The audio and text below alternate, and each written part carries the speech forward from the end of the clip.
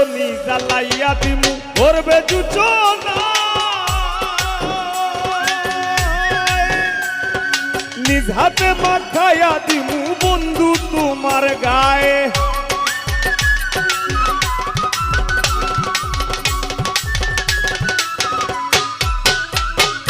এই কথা বলিয়া কানাই বংশী হাতে নিল